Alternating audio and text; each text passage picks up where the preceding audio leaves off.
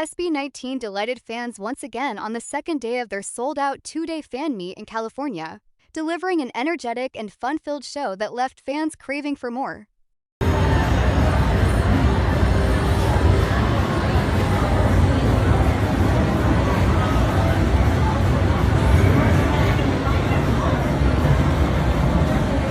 Game na ba? Game na? Si Ken! Ken?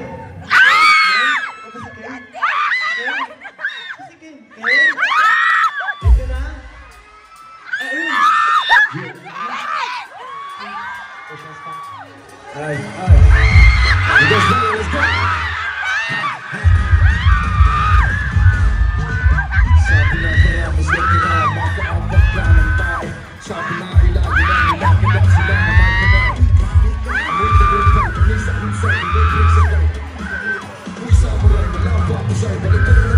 Si tita na lang. Si Step into my world. Para pag hiniram ko yung mama mo, kasama yung spices niya. Tama. Yun na lang.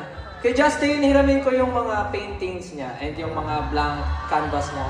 Magta-try ako mag-paint, tapos pag sinuli ko sa kanya, tanggapin niya na lang kung ano yung pinaint ko. Yes. Tama. Ako na ba? Oh, sige. Hindi ba? From Ken, I'd like to... May sila magta-thirst trap. Ano ba yan? Dali na! Ayan ang ending eh. 5, 6, 7, go! Kanya muna. Galingan niyo muna.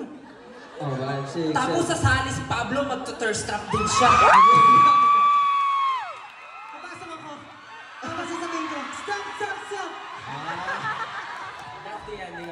For me, nakakatuwa lang rin. Alam niyo kung bakit?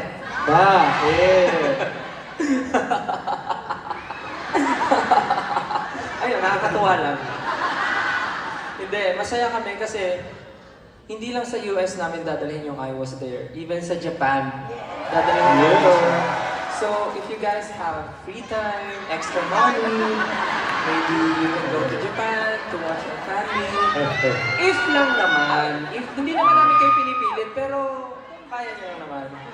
Kasi syempre, di ba? Masaya rin doon. Summer doon, di ba? Summer. Tapos may Summer Sonic pa. Marami kayong makapanood. Baka may perform kaming kakaiba doon, di ba? Hindi namin masabi. Pero yun lang. Baka lang.